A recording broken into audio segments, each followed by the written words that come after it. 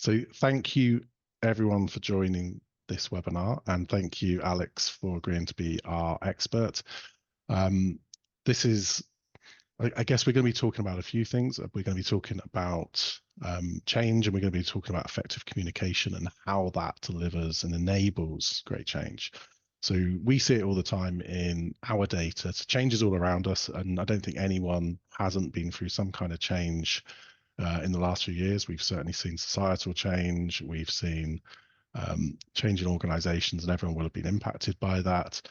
And I think that when we look at our own data, we see this time and time again, that when we think about people outcomes like retention, engagement, well-being, advocacy, we see over and over again that how an organization manages change and communicates change is an environmental driver of that outcome.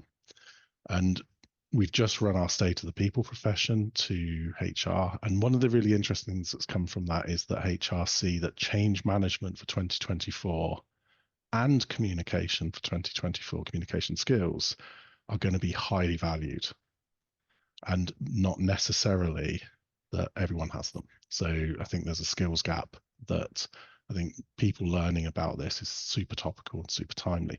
So I'm delighted to be joined by Alex, and we're going to be talking about how to use exceptional communication to embed change. Alex, why don't you introduce yourself? Thank you so much, Nick. And it's a lovely thing to do on a Friday lunchtime. So thank you for having me. Part of history about me. So I started off my career as a civil servant and then made my way into consultancy. So I spent the last 15, 16 years in consultancy, working with all different types of people, different types of organizations. And I find people just fascinating, hence why I'm still in the career I'm in. I'm a geographer by trade, which probably links into the fact that I'm interested in a whole variety of different things. And I love just chatting. So I'm really excited here to chat to you, to hopefully impart a little bit of my wisdom to the world.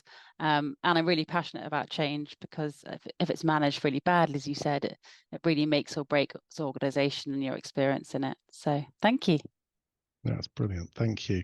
And I mean, I'll kick off. I mean, let's kick off with, in terms of your route into change and communication. How did you get from starting out your career into this? How did you journey into this? What's your experiences? What was really nice is it sort of happened by accident, as I think lots of things happen in your career that way. So as I said, I spent a couple of years in the civil service, and through a conversation with someone, they said, "Oh, there's this lady, and she's doing a webinar about change management." I was like, "Oh, that's really interesting."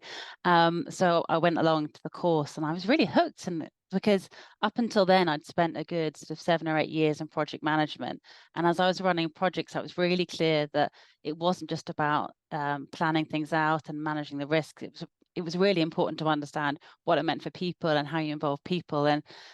And the fact there was this profession where you could actually understand and engage with people and communicate with them and do that the whole way through, rather than always bearing your head in like Gantt charts and risk registers, really fascinated me. So I actually moved to my current firm about 10 years ago to actually focus more on change management with clients. And the variety I really like. I've actually done training courses as well, done a lot of the on-the-job things, but I think it was from this curiosity of going, surely when we're embedding projects and programs, you've got to look at the people side of things, how it lands, what it means for people. And weirdly, there was this profession that was out there that kind of helped me to embrace more of it.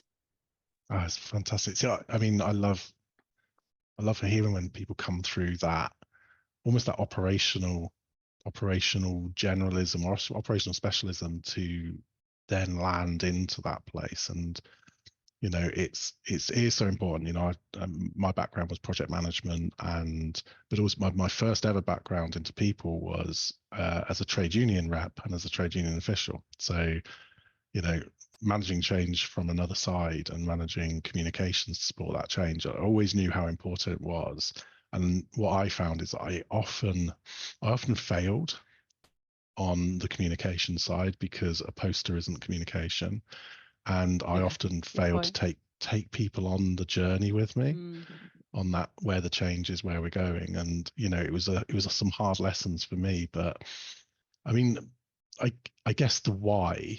So it makes sense that great communications and effective change go hand in hand, psychological safety and all that stuff. But why is it important? Let's set the scene for everyone. Why is it super important that change and communications go hand in hand? Let's see if I can answer. I mean, it's such an amazing question. If you asked five or six different people, you'd have 6 or 7 different answers, or 5 or 6 different answers. I think for me, for change to happen, you need people to change. So therefore, if you don't communicate what's going to happen, the impact that you see doesn't happen. And I'm trying to think of a really good example here. Traditionally, if you think about 20, 30 years ago, a lot of change in organizations it was mandated. So we're rolling out a new timesheet system, we're rolling out a new reporting system, and it just happened day afterwards, and everyone just had to adapt to it. Now, actually, change is so much more subtle, and it's much more about ways of working, and it takes a lot longer. So therefore, as it is more people-centered, some of our change these days, and a lot of it is the clients I work with, through communicating the whole way through, people go, okay, I get what it means, how I'm part of it. And if we don't communicate it effectively, then people get this nasty surprise at the end, as you said, and go, well, if that's how we're going to operate now, and I've had limited chance in it, then I'm going to go elsewhere. And I think the other bit is that people, and I was doing some research on this morning, that we're kind of hardwired not to like change. We like stability. I was thinking about the cave people. We like the comfort of our own cave and our own people, and anything that comes along, whether it's good or bad, we see as a threat. So the more we communicate early and explain, like, this is what we know is happening, this is what it's going to mean for you and you and you, and tailor that, the more you're likely for people to go, this big scary thing that's seen as a threat, when you break it down, appears something more appetizing, or even something to make their life easier as well. And I think the other bit on that theme is that we're swamped by so much stuff that if your change makes people's life easier and gives them more time, then they're more likely to embrace it than going, oh gosh, it's another thing that I need to do to add to my pile of stuff. I think that's fascinating. That's fascinating. I could listen to that all day long, I think. And it just reminded me of a phrase that I read in a book, and I can't tell you what book it was, and it wasn't a management book, but it said, it's always stuck with me, which was, what do most people want for tomorrow? They want tomorrow to be like today, and they want to know what's coming, and they want to know that their life actually is quite regimented, quite structured. Most people don't want change, they don't want disruption, and it's led to an unprompted question, I guess, which is, why is the people industry fascinated with disruption? We have Disrupt HR as an event, we have disruptive HR, we want to disrupt the norm, and most people don't want disruption. I think Neil Morrison, the HR director for Severn Trent, said stable HR, predictable HR is probably better. But why are we obsessed with disruption if we know that change is difficult and most people don't want it? Oh my God, this is the question that I'm sure the more expert people, like the psychologists, would probably unpick to death, and it's fascinating. But it's almost like you've got the camps of, and I was reading, you read about different types of change. You've got sort of adaptive change and sort of technical change. And as lots of our change is about adapting to things, I guess to the camps of people who are into the people field, they realize that our systems of command and control, our systems of structure actually don't really work. And so the disruption is then to go, well, for things to land better, we need to do things in a slightly different way. And you're right, it is really interesting. These functions, the things that are about normality, have to be sort of broken apart to then be able to operate going forward. I was thinking yesterday about the things across my career, or things that perhaps bothered me, and I'm like, but that's just where whole organizations are. And you get some new organizations that sort of look at is it Frederic Laloux and the sort of how you reinvent the organization, and you talk about teal organizations. And actually, it's a bit like going, well, a lot of people might prefer to operate that way because they get that freedom. But then actually, we feel comfortable in these organizations where they're probably more command and control and more structured. So there's this tension between, if you gave everyone the choice and said, okay, if you list out all the things that are good for you to operate, and you go, oh, actually list all these things, but how we are naturally in our zones, leads more to this sort of traditional review. So I don't know if it's answered the question, but it is something about most people would lean towards the sort of the freedom and the autonomy, but maybe they're too scared about, well, what that looks like.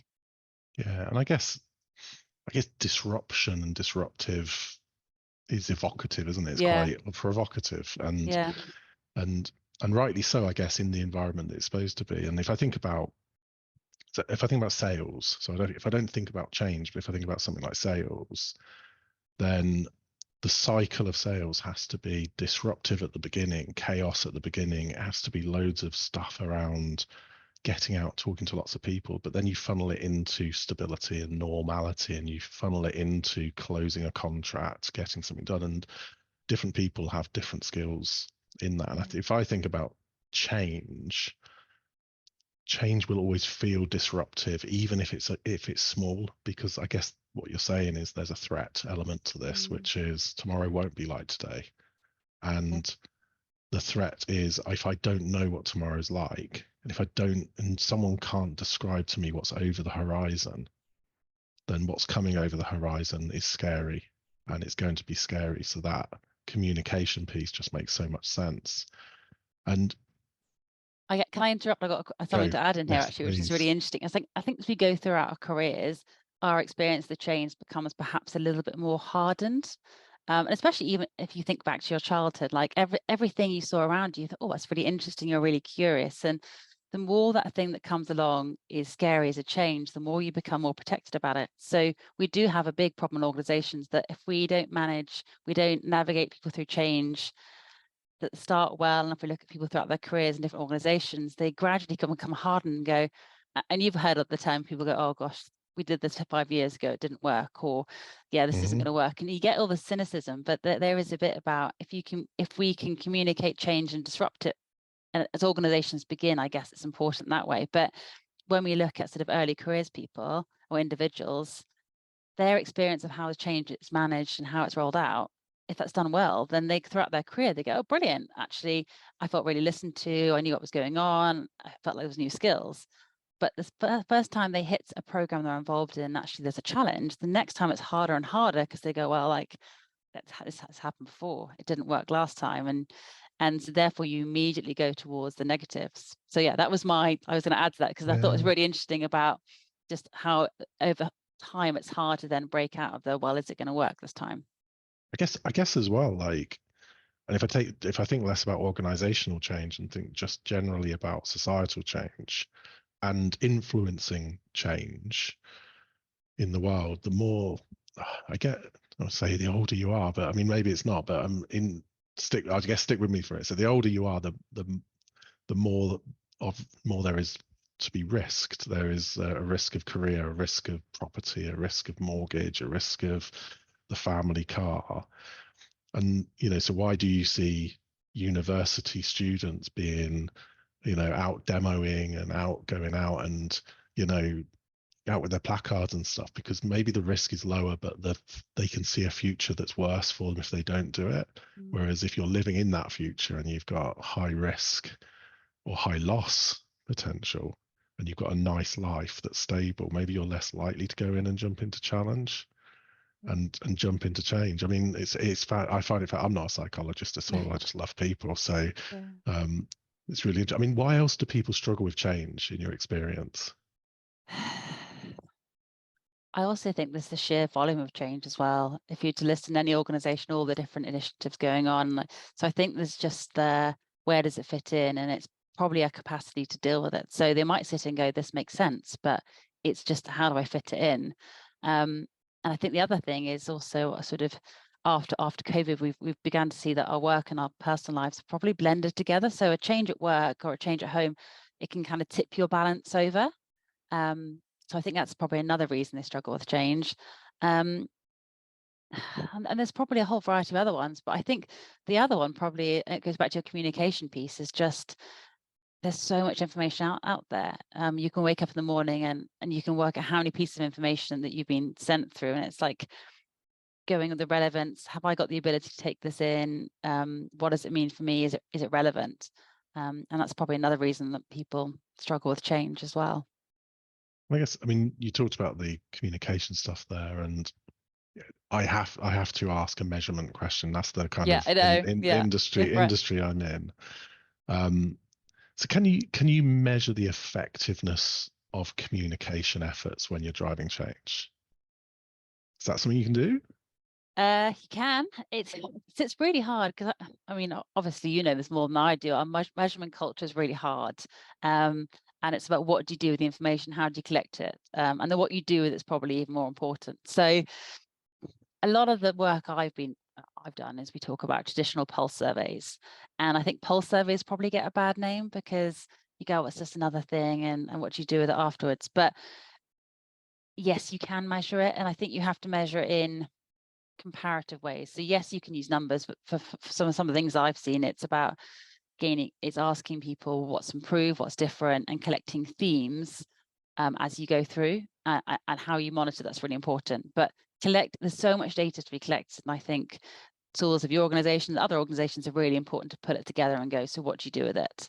And the other thing, which I think is really interesting in terms of how you measure it, is it's not as though it's direct correlation between this is working well because of that. It's an indication. And we talk about KPIs and loads of metrics, Mm. and you've got to work out sort of what are the 3 or 4 things you really want to measure and why. How do you capture it and what do you do with it? And it's an art in its own right. And I was doing some work for a client recently, a kind of critical national infrastructure client, and we were coming up with sort of metrics to sort of measure success on the program. And we really had to go back to a high level and go, well, why is it important to measure this? If we look at this, what does it tell us? What do we do differently? And so I think as we're looking for metrics or measurements and change and how we communicate, you've really got to go, well, so if we measure this, how does it help us? How do we get the information? People are busy already. How do we collect it? And what do we do with it?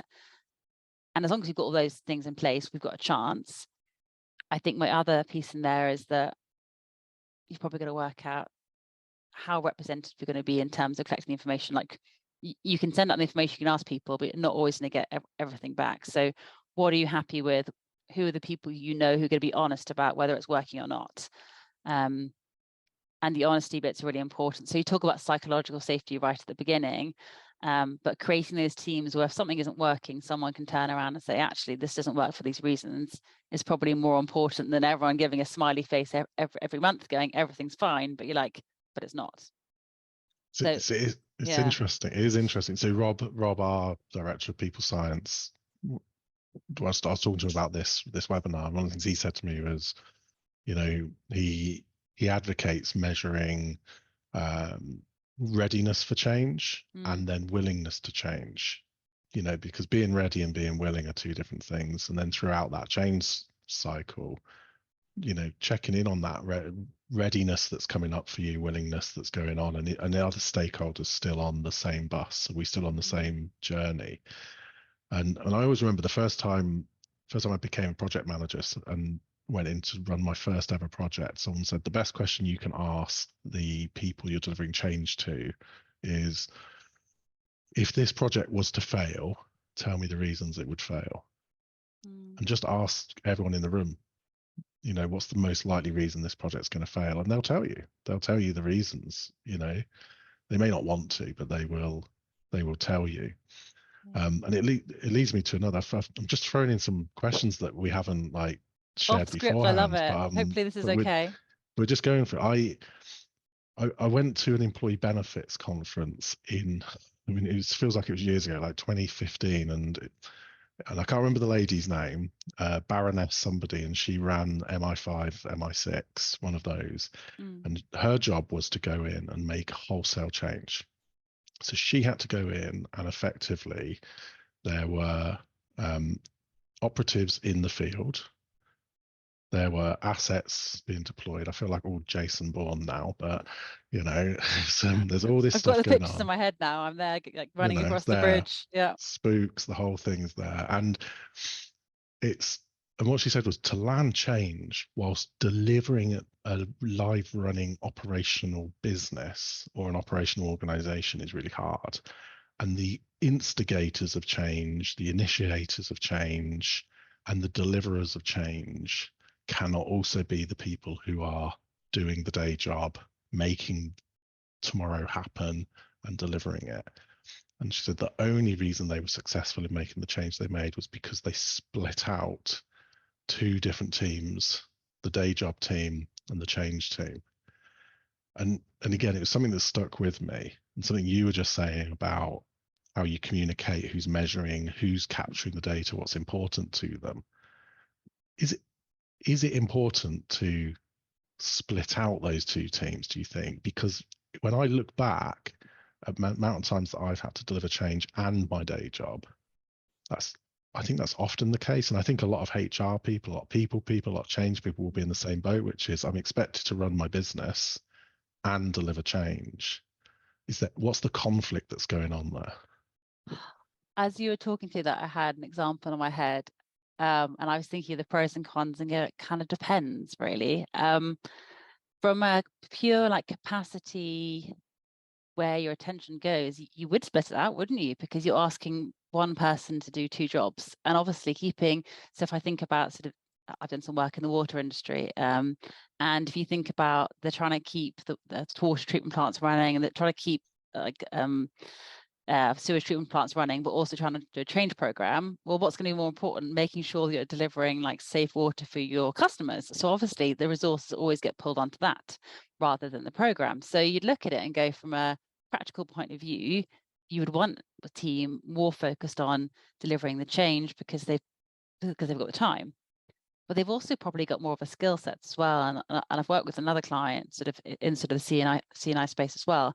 And we had the challenges, I guess, of they were very much focused from sort of more of a, how do I practically solve the problem, rather than how do I look at sort of the bigger bits of how I communicate it. So the skills they had to actually be in the organization and to do the day jobs are fine, but to run a change program are very different. But because they had that, they were automatically put into the program.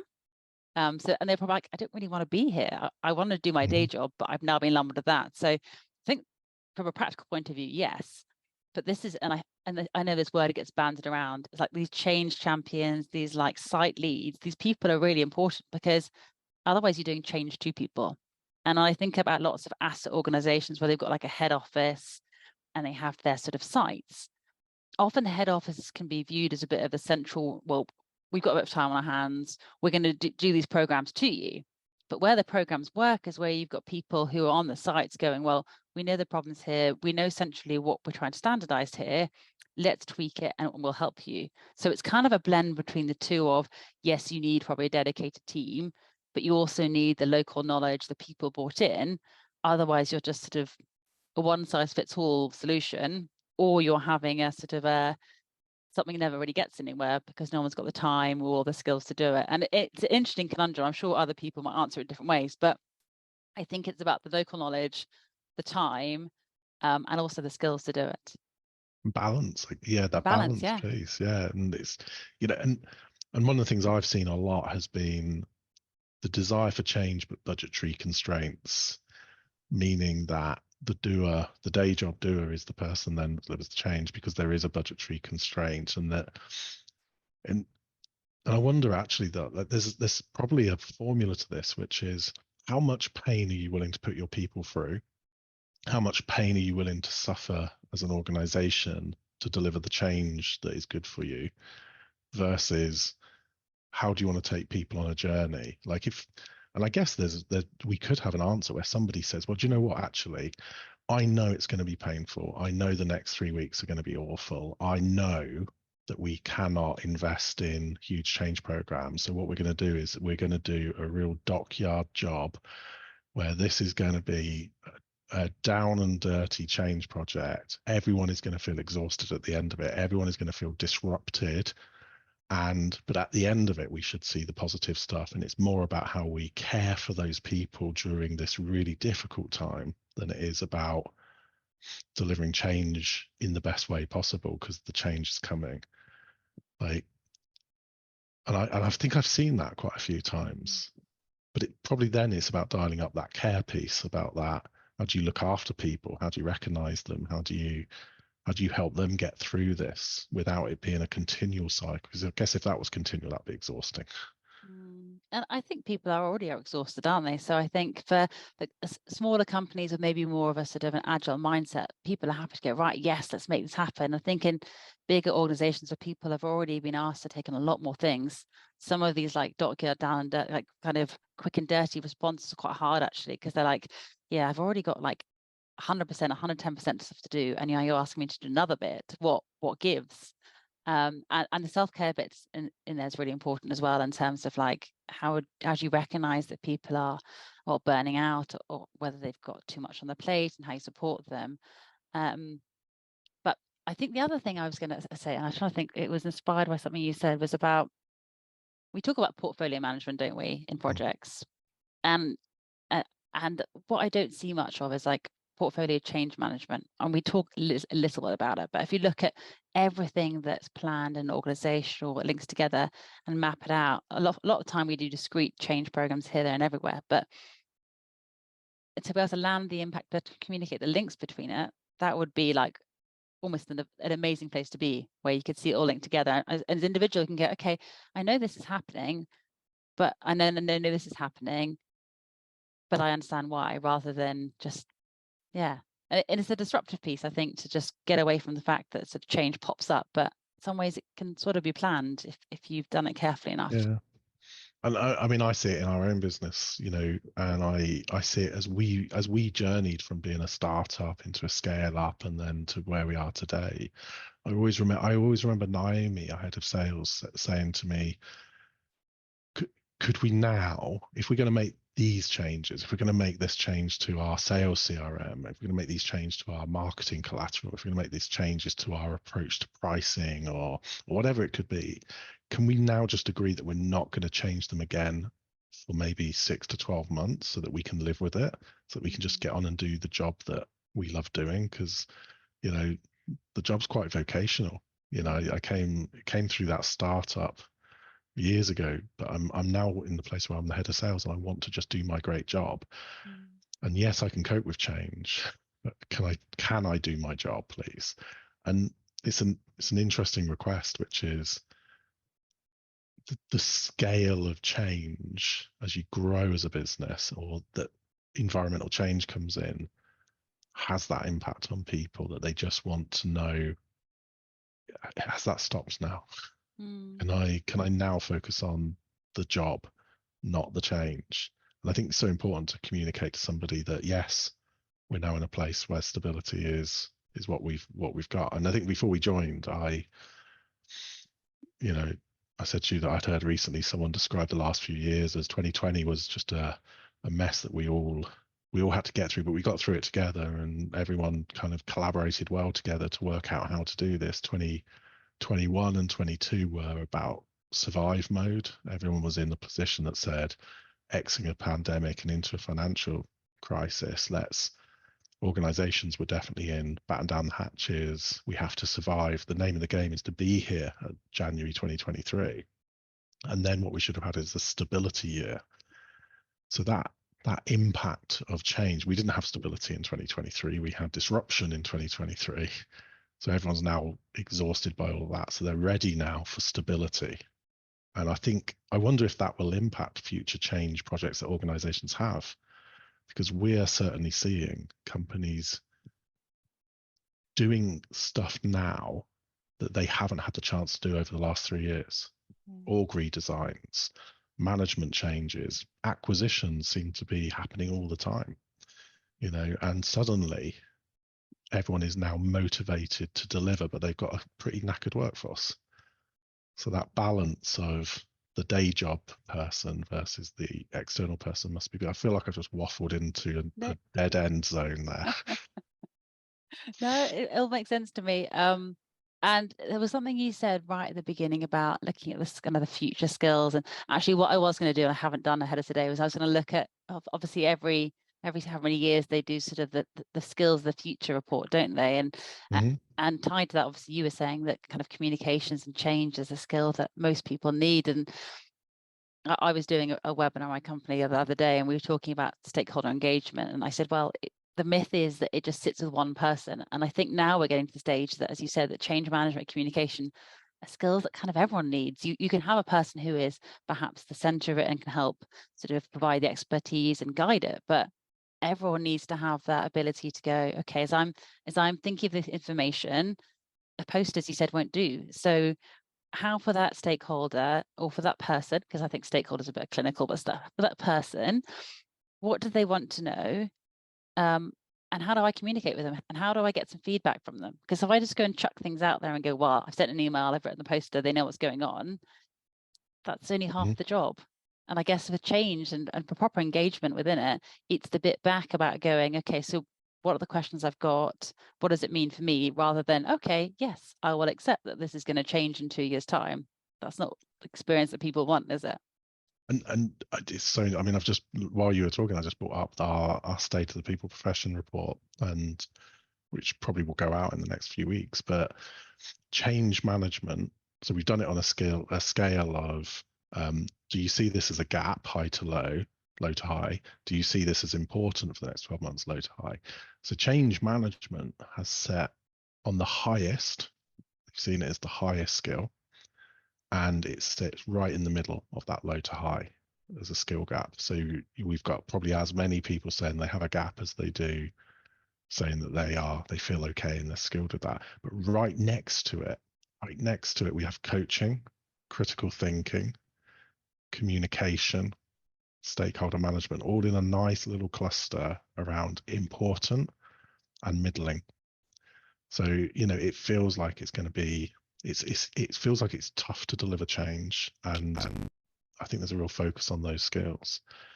And I guess my next question then is around communication. So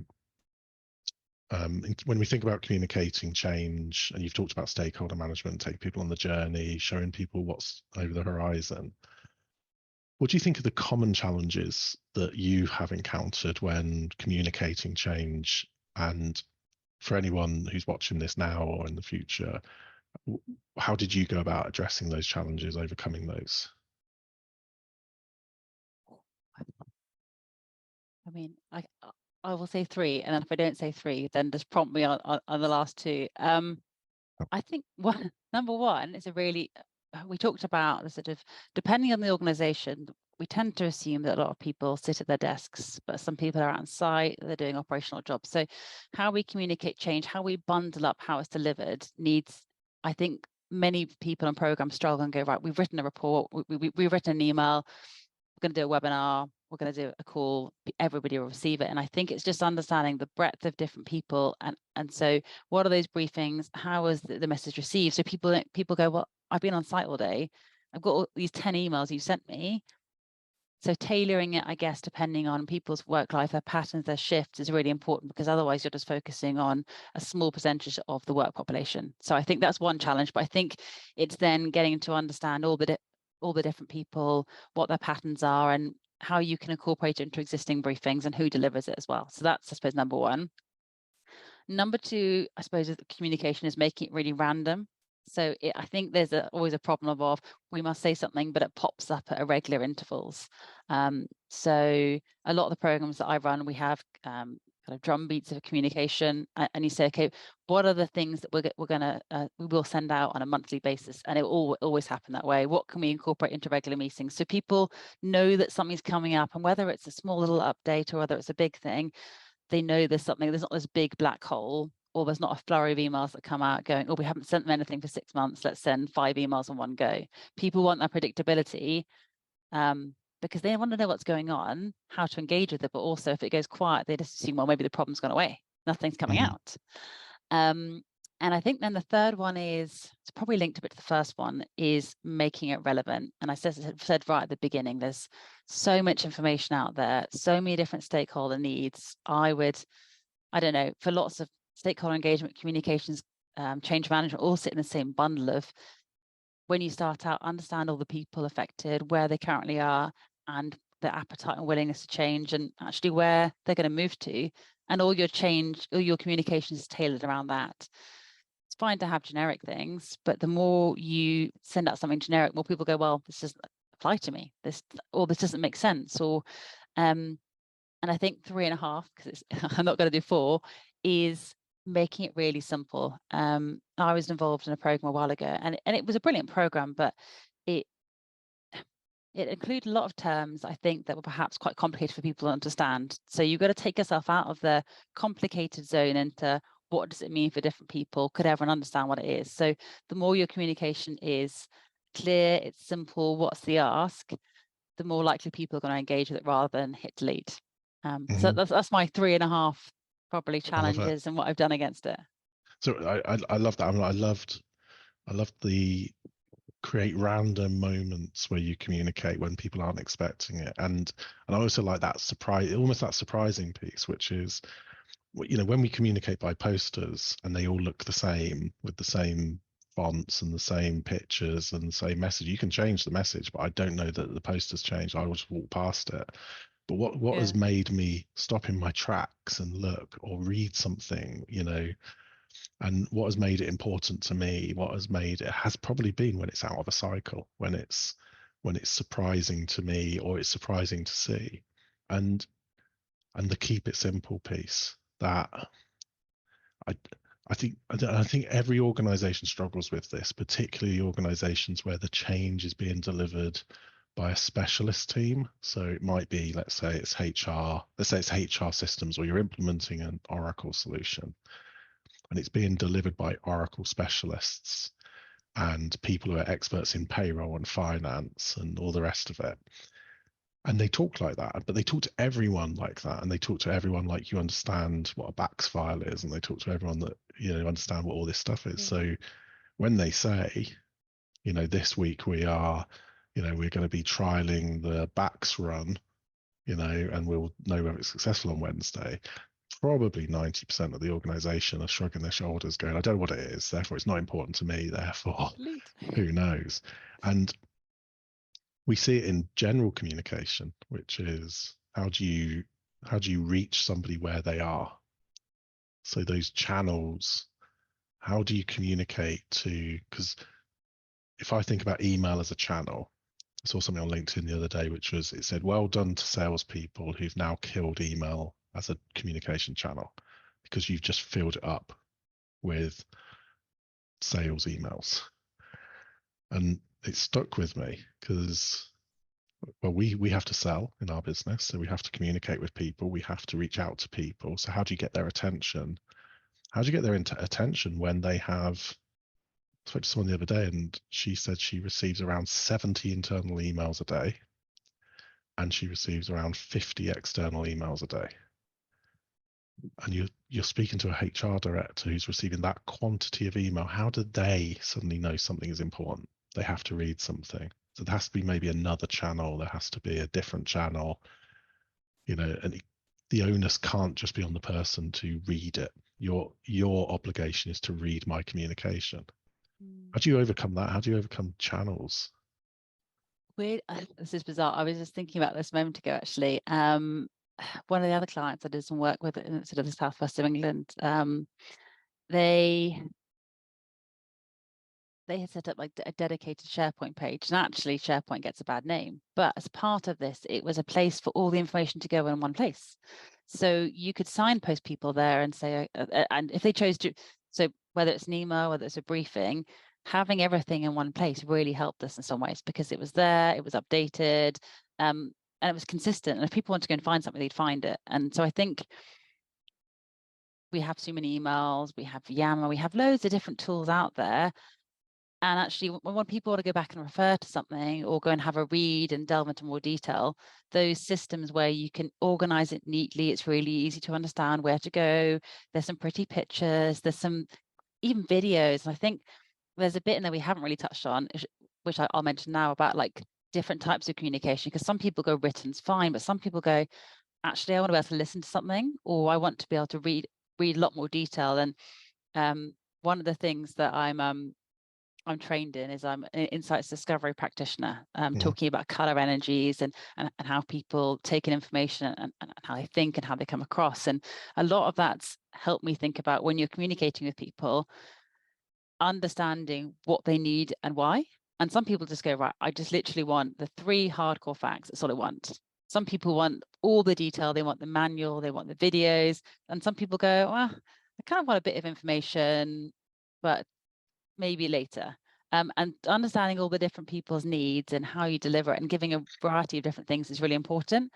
But on the channels piece, though, I think what's always really important for lots of programs I've done is just being really clear on where things are. Having to go here, there, and everywhere, and information being all over the place is actually more exhausting. And to be able to go back and for people to refer back to it or to read more, or even actually, as we said, to engage. So you can chuck things out there, but where can people comment back? Where can they ask? Where can they ask questions about what it means to them is equally as important as well. And I guess actually too many channels. I hadn't thought about this. And as a business that has, we use Teams, we use Slack, we use various other channels as well, but different groups using those channels. I guess multiple channels can cause silos, and it can cause isolation, therefore exclusion from communication as well. So people won't be on the same journey because they haven't received the message in the same way or the same consistency as well. I think that's fascinating. I mean, I guess how do you approach developing like a communication strategy for embedding change? Where do you go to with that? How would you do it? I mean, it depends from client to client, really, in terms of what their purpose is. It's communication, engagement are so well linked together. It ends up just being, I suppose, a joined strategy. And I guess it has to really start with what, as a program, you're aiming to do. So you start off with a vision and what we're trying to achieve. And then you have to focus on your stakeholders, how you communicate with them. And so there's kind of like a logical flow. But I always take a step back and go, well, it's a strategy. So anyone should be able to read it and say, what's a high level approach of how we're going to communicate and how we're going to engage? So is our principle that we use existing communication mechanisms, we don't invent any new ones. And then these are our priority stakeholders. And we ask people for feedback and we monitor it. Or is it this? And then as you go into the kind of the plan that's underneath it, that gives you what are we presenting and why, how do we tailor it for the different audiences, what are the additional things we're going to generate. So I think you were talking about maybe an ERP system or some sort of financial system. Often it's great if you can give people the training and the bite-sized resources to help them. There's nothing worse than creating something new and going, well, good luck with it. So if you can give people things to upskill them and to help But it them. happens. Yeah, it does happen. Yeah. Yeah. And you're like tomorrow you need to go and figure out yourself how to do it. And if you can give people bite-sized things along the way to engage with, again, that helps as well. So part of your communication strategy could be that. The other piece around communication is just recognizing that you don't have to do it all yourself. So what are the links? How do you best link into things? How do you engage the rest of the organization? And I think people who have perhaps a role of a stakeholder engagement lead or a communications lead or whatever role that they've been given often think it's their responsibility to do it all. And actually it's a divided responsibility depending on the conversations and why people are important along the journey. Yeah, collaborative communication. Yeah. And making sure that it's coming back. And it's so true. It is so true. And there's plenty of times that I've been out running a project and it's been my job. I'm the project lead, so it's my job to communicate that we're going into this distribution center next to rip out the HR systems to put new stuff in. It's my job to get that done, but I'm also busy doing my job. So, is my communication the best it can be? Is it effective? And how do I do that? And the tailoring that we talked before about different channels, different groups, different way that they would like to receive it. And I think that sticks with me as well, because like you've got to find a way which is and I can't remember what colors I am, but I'm definitely, when somebody needs to tell me something, I am just tell me the bullet points, because I probably already understand the context and the detail behind it, because I'm a detailed person, but I was detailed before you talked to me about it. I understand. And then it's back it up. So if you're going to do something, tell me why. And it's interesting because it frustrates me when I receive communication when somebody should know that doesn't happen. So I can only imagine, like, when you're trying to communicate with a whole organization of stakeholders and leaders, trying to get that right it's worth doing it well, and it's worth spending the time building that strategy and that approach and asking people how they like to receive it, and then I guess measuring you know, last week, what was the one bit of communication you received last week that didn't engage you, that didn't switch you on? What could we do different going forward? And it's that continual learning, continual improvement piece that should sit nicely in any change agent and be able to do that. How do you? I mean, I think the last big change stuff I did before I started this company was I worked with a construction company who were putting in an ERP system, and I was looking at all their people analytics and people analytics teams and jumping into that. But this project had been running for 4 years when I turned up, and it ran for another 2 years after I finished my piece of work. And they only expect it to run for 2 years. So I see this all the time, which is change projects keep going and keep going and keep going because either they were bigger than they thought they were going to be. How do you maintain the momentum on that? How do you keep people engaged through that long-term change initiative? How do you keep people, you know, eyes on the horizon, eyes on the prize? How do you do that? It's really tricky because it depends on where. It depends when you're looking at the program team itself, because you've got a lot of churn within your program team, actually. So the likelihood of someone staying there for 4 or 5 years to see it out. So there's one about the momentum and the change of people in that team, which is one thing. But for the organization as a whole, I think there's a bit in there about seeing some visible progress. There's a big shift now towards more kind of agile change. So you're seeing change, little bits of pockets of changes coming through rather than one big bang. So it's being able to show the things that have happened already. So people just go, well, I've just seen nothing different. There's nothing happening. And it's probably the small differences that you've made. And a lot of the work that I've been involved in the past is about probably celebrating it and going. So I did a piece of work which was looking at how do we embed very different ways of working. So kind of collaborative behaviors between clients and the supply chain. And it was going to take a long time to be able to embed it across this framework. But as kind of the projects and as the programs kind of kicked off, where we were embedding it within them, we were sharing, this is how it's worked, this is the impact. And so then other people could see and go, okay, I understand this. And we were upskilling more people. So there's probably lots of different things, but the more you can show what's happened along the way is important. The more you can perhaps show some of the benefits, the thing you've learned, the more people can see. And again, I think some sort of map of what's coming and when is also good. People can go, okay, right, we know it's a 3-4 year program, all these different chunks. And this is why I suppose the program and the change are so important together, to be able to go, we're doing these things in this chunks for this reason. Or a lot of programs you see where people, they do a pilot phase and they do a rollout phase. And I often think that's a better way of doing it rather than one big bang. So you can say, we've done it this way, so from the pilots we'll learn this. And so people can understand like the smaller chunks of things rather than, okay, in 2 years' time, maybe we'll see something that looks different. It's crazy, I guess, is what we're saying is people like clarity. Yeah. Who knew Yeah, who knew that precisely. was a thing? Clarity. I mean, arguably we talk about disruption, but there is a bit of like comfort and stability in going, this thing behind the scenes that is changing and it hasn't affected you yet, other people are embracing it, or other people have had comments and this. And I think if you have a change program where you can't see any progress, people are very unlikely to buy into it. It's a bit, I mean, it's a bit of a weird example, but it's saying, if you go on a diet, for instance, and you've been on this diet for 6 months and you've seen absolutely no change whatsoever, you're very unmotivated to keep on going. So it's being able to recognize, to celebrate what's happened so far. It's probably much more likely to continue. Or even if you've had other friends who've gone, it's okay, like I've done something similar. When you get to this stage, this is what's going to happen, or I've tried this. And it's the sharing of experiences to people motivated about the end or the point we get to is important. Otherwise, we just lose faith and go, well, it hasn't affected me yet, I won't bother. Yeah, I'm not engaged with it. And I love that as well, because it makes it dials it right back into being a human interaction. It's a human change. It's a change.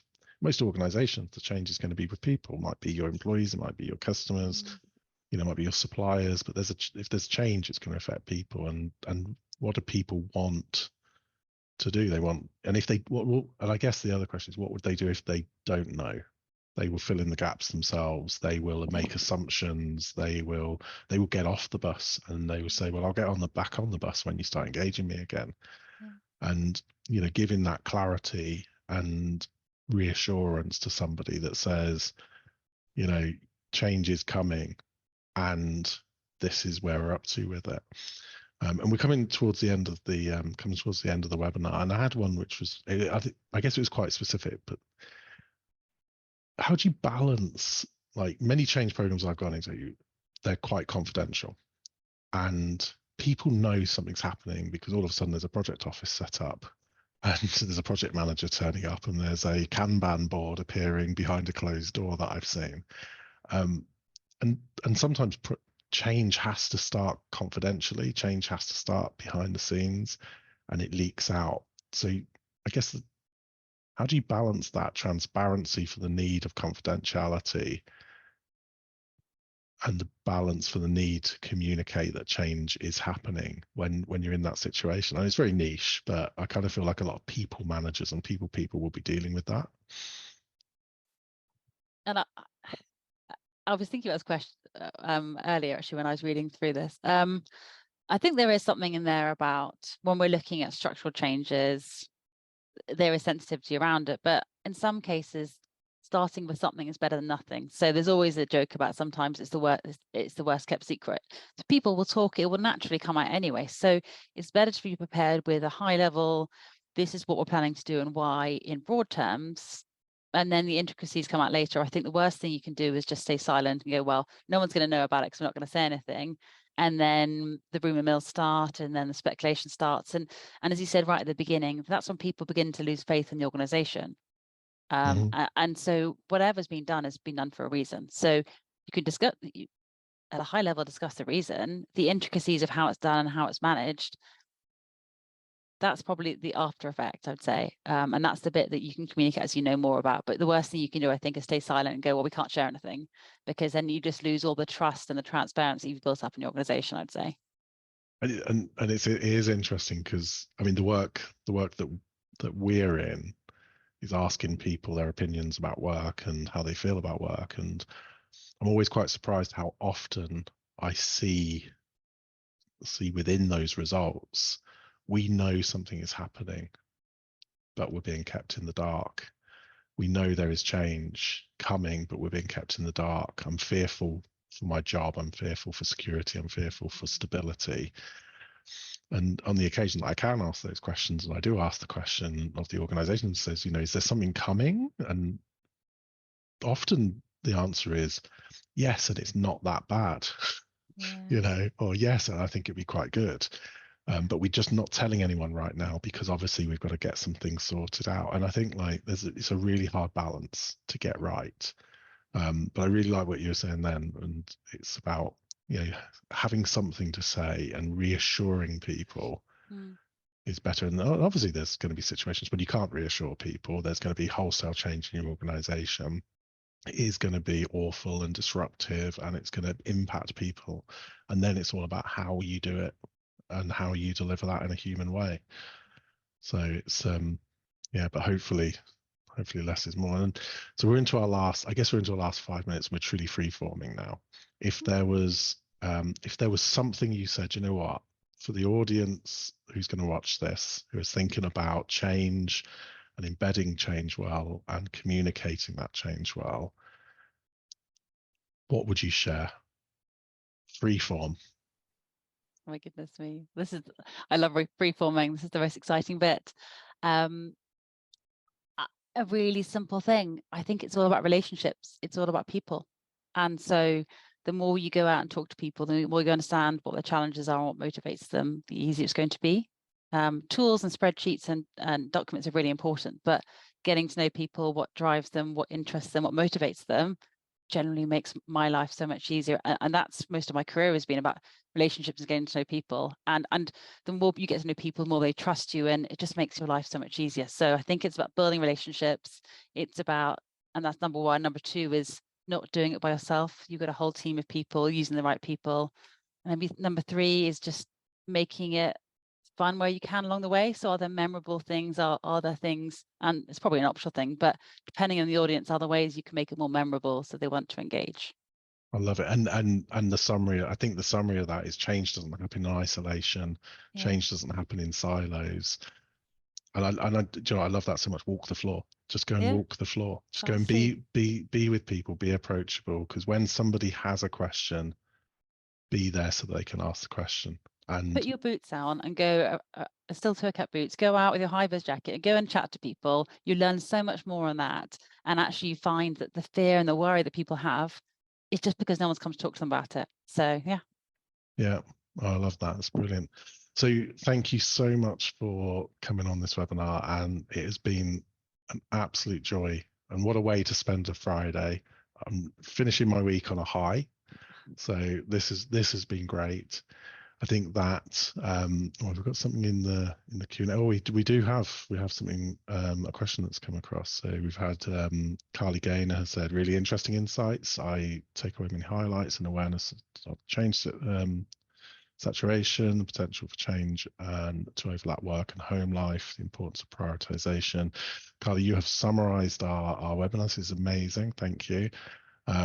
Always remembering to ask the question, is there a need for this, and what we're going to do as a result, and that being able to do something with it, and that comms strategy. So thank you for sharing your experiences, Alex.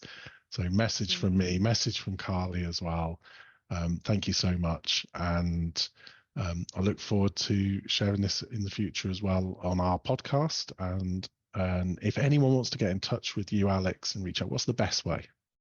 I'm on LinkedIn, so find me on LinkedIn, and happy to chat from there.